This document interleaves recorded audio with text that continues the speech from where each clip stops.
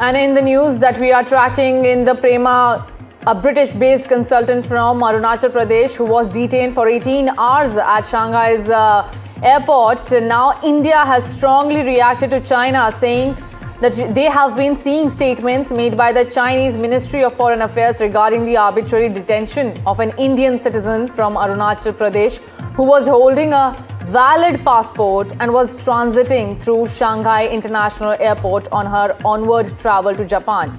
Now, afterwards, the Indian side has reacted strongly and said that Arunachal Pradesh is an integral and inalienable part of India, and this is a self-evident fact.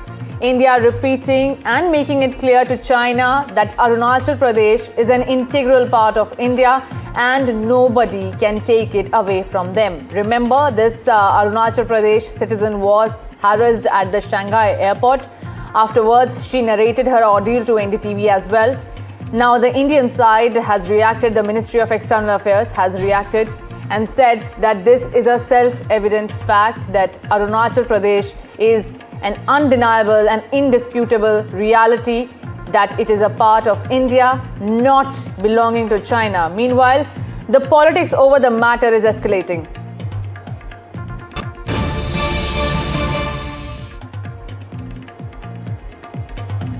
And the politics over the matter is escalating, with Congress party upping the ante against the central government. Congress claims that China is openly claiming Arunachal Pradesh. Meanwhile, asking Modi government to must protest strongly against the Chinese side. Congress party has quoted what the Chinese spokesperson said while briefing on the matter, where she claimed that India has illegally settled Arunachal Pradesh, and now the Congress party is making it a point of contention, a bone of contention between India and China relations, saying that Indian government must strongly protest to such an argument stated by the Chinese side. We also have that reaction of the Chinese spokesperson. Let's listen in. First of all, Zhangnan is China's territory. China never acknowledges the so-called Arunachal Pradesh illegally set up by India. As for the individual case you mentioned, we've learned that during the whole process, China's border inspection authorities have gone through the whole process in accordance with laws and regulations and had just enforcement.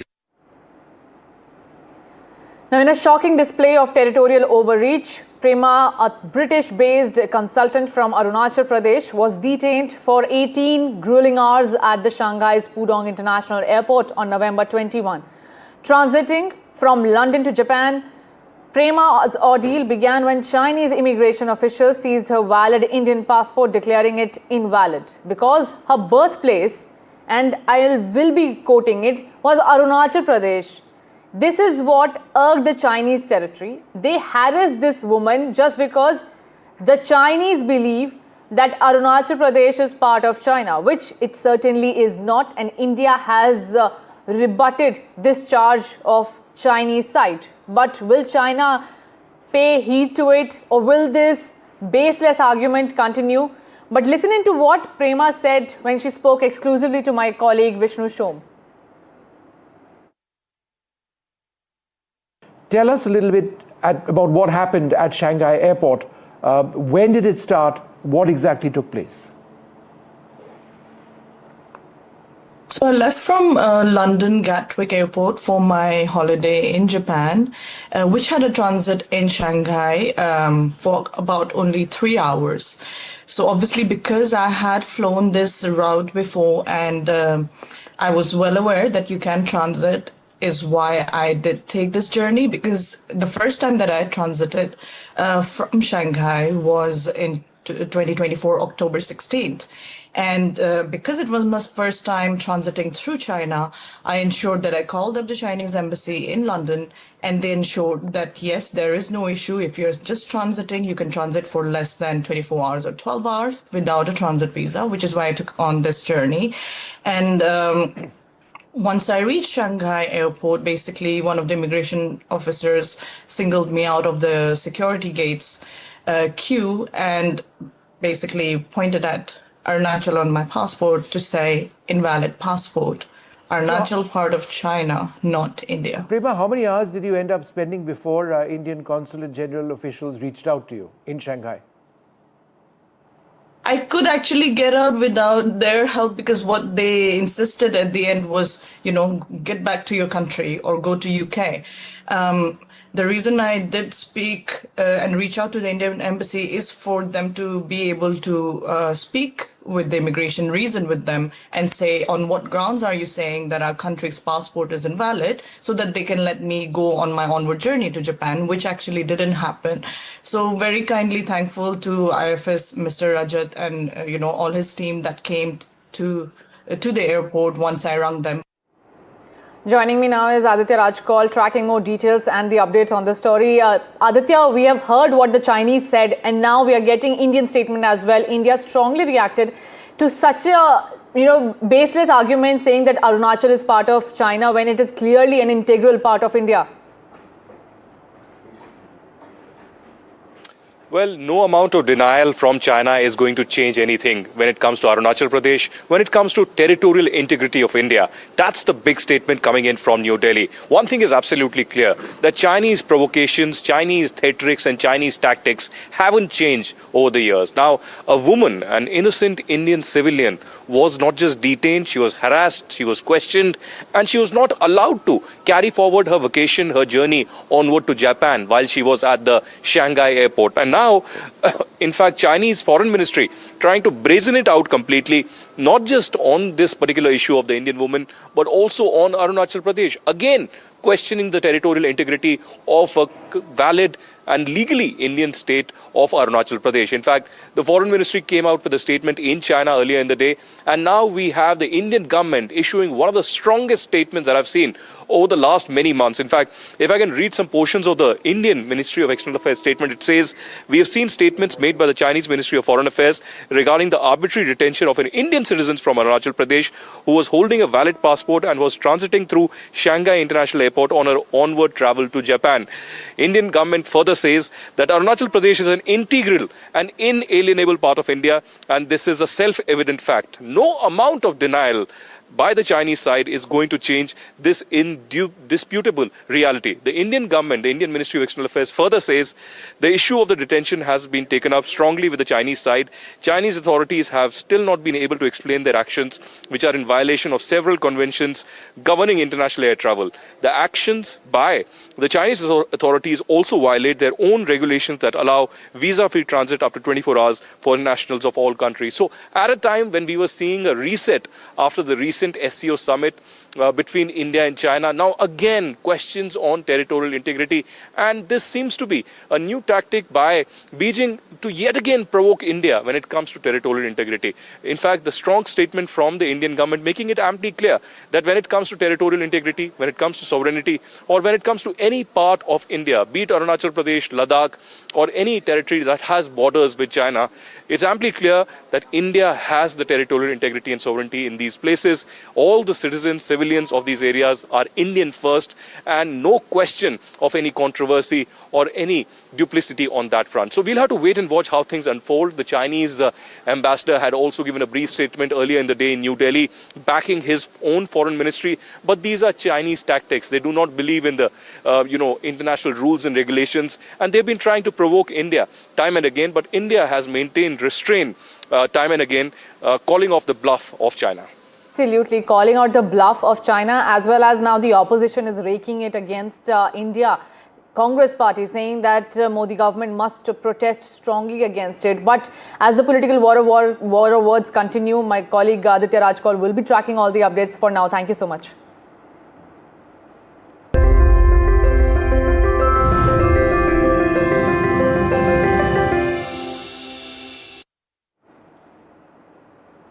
Ayodhya witnessed a historic celebration as Prime Minister Narendra Modi hoisted a saffron flag atop the Ram temple, marking its formal completion of the temple's construction. This milestone comes 22 months after he presided over the consecration of the Lord Ram idol. Now, ahead of the flag hoisting, the Prime Minister took part in an aarti and special prayers at the Ram Mandir. Prime Minister visited the Sapt Mandir and other parts of the Ram temple after its completion. The right-angled triangular flag, Dharm Dhwaj, features a radiant sun symbolizing Lord Ram's brilliance and valor, an Om and the Kovidara tree. The ceremony took place on the auspicious days commemorating the divine marriage of Ram and Sita, adding spiritual significance to this occasion. Now, describing the moment as the fulfillment of a 500-year-old resolve, PM Modi said the flag embodied the ideals of Lord Ram and symbolized the triumph of truth and righteousness. PM Modi said wounds and pain of centuries are healing today. Take a look at this report. Ramlala की प्राण प्रतिष्ठा के ऐतिहासिक अवसर पर मैंने राम से राष्ट्र के संकल्प की चर्चा की थी।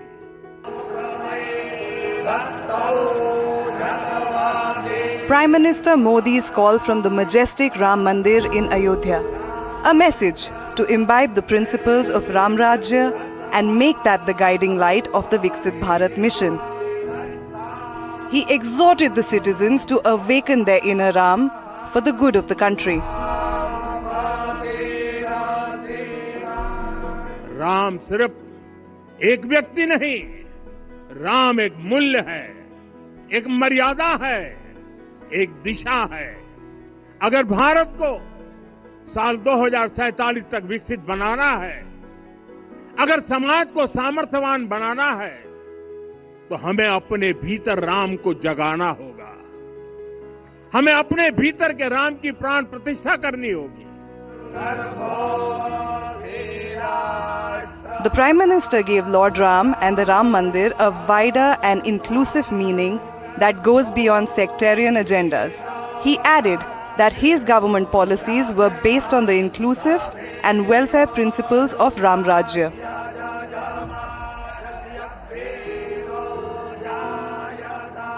हमारे राम भेद से नहीं, भाव से जुड़ते हैं। उनके लिए व्यक्ति का कुल नहीं, उसकी भक्ति महत्वपूर्ण है। उन्हें वंश नहीं, मूल्य प्रिय है। उन्हें शक्ति नहीं, सहयोग महान लगता है। आज हम भी उसी भावना से आगे बढ़ रहे हैं। पिछले 11 वर्षों में महिला, दलित, पिछड़े, अति पिछड़े, आदिवासी, वंचित, किसान, श्रमिक, युवा, हर वर्ग को विकास के केंद्र में रखा गया है। Modi gave a clarion call to extend the Ram Temple project to the project of nation building, saying that we have laid the foundation for the coming 1,000 years for India, as only thinking of the present is injustice with the future generations. आने वाले 1000 वर्ष के लिए भारत की नींव तभी सशक्त होगी जब मैकाले की गुलामी के प्रोजेक्ट को हम अगले 10 साल में पूरी तरह ध्वस्त करके दिखा देंगे। हम जब नहीं थे, ये देश तब भी था। जब हम नहीं रहेंगे, ये देश तब भी रहेगा।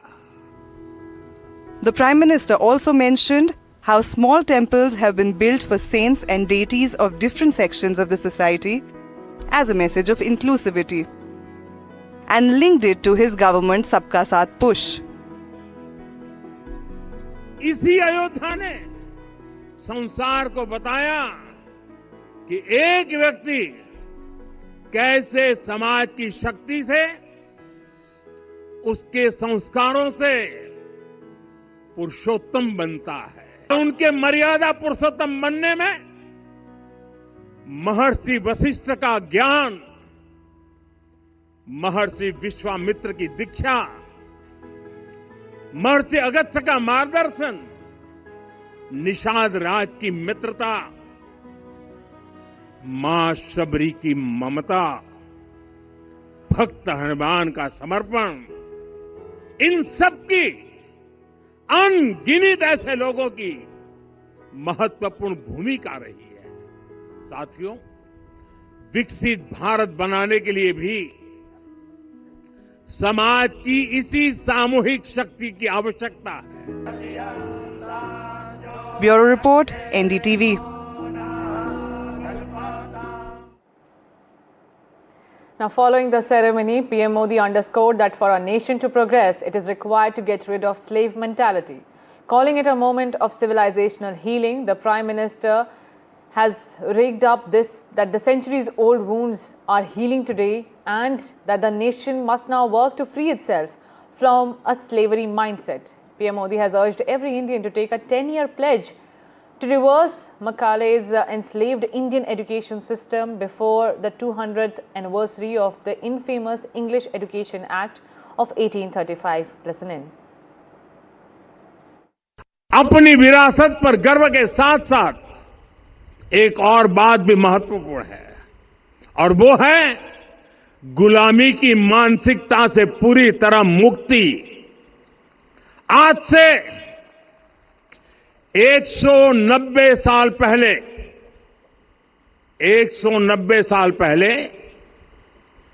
साल 1835 में 1835 में मैकाले नाम के एक अंग्रेज ने भारत को अपनी जड़ों से उखाड़ने के बीज बोए थे। मैकाले ने भारत में मानसिक गुलामी की नींव रखी थी। 10 साल बाद यानी 2035 में उस अपवित्र घटना को 200 वर्ष पूरे हो रहे हैं। कुछ दिन पहले मैंने एक कार्यक्रम में आग्रह किया था कि हमें आने वाले 10 वर्षों तक उस 10 वर्षों का लक्ष्य लेकर चलना है कि भारत को गुलामी की मानसिकता से मुक्त करके रहेंगे।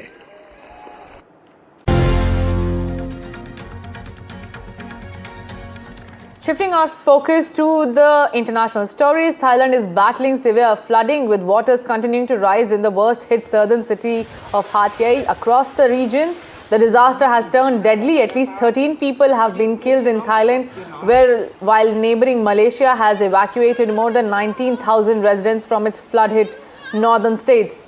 Now, the Thai Navy is deploying an aircraft carrier equipped with field kitchens and medical teams to support rescue operations. The economic impact is growing as hundreds of Thai factories are inundated and 18 power plants have gone offline according to government data. Meanwhile, Malaysia's Prime Minister has ordered maximum mobilization of resources to help affected families as both countries, continue to struggle with the escalating flood situation. A legend returns to the Indian roads and it's making a statement. Tata Motors has brought back the iconic Sierra, but this isn't just about nostalgia. Packed with futuristic tech, bold design and a price that could shake up the mid-size SUV segment, the Sierra is here to challenge the heavyweights. My colleague Siddharth takes us through what makes this comeback one of Tata's most ambitious yet. Take a look. Tata Motors isn't just reviving a legend, they are aiming straight at the heart of the mid-size compact SUV segment. That behind me is the all-new Tata Sierra. It starts at a price point of 11.49 lakh rupees. Yes, 11.49 lakh. That's what the starting price on that vehicle is.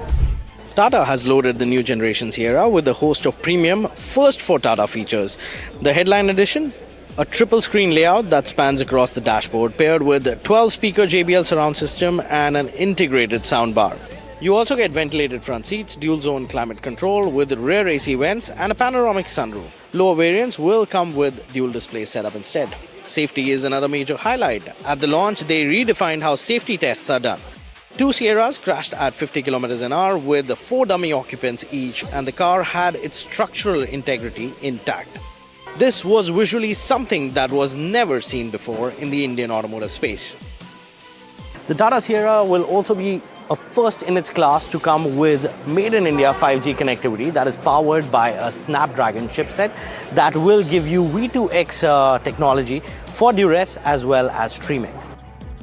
Under the hood, Tata will offer the familiar 1.5-litre diesel engine shared with the Nexon and the Curve, There's also a naturally aspirated petrol engine, but the big news is the debut of Tata's all-new 1.5-litre turbo petrol Hyperion engine. All engines will get manual and automatic gearbox options. The Sierra isn't entering an empty playground, it's actually getting into a very crowded space with the Hyundai Creta, the Kia Seltos and the Maruti Suzuki Grand Vitara. With bold design, fresh engines and feature list that feels almost futuristic, the 2025 Tata Sierra is shaping up to be one of Tata's most important launches.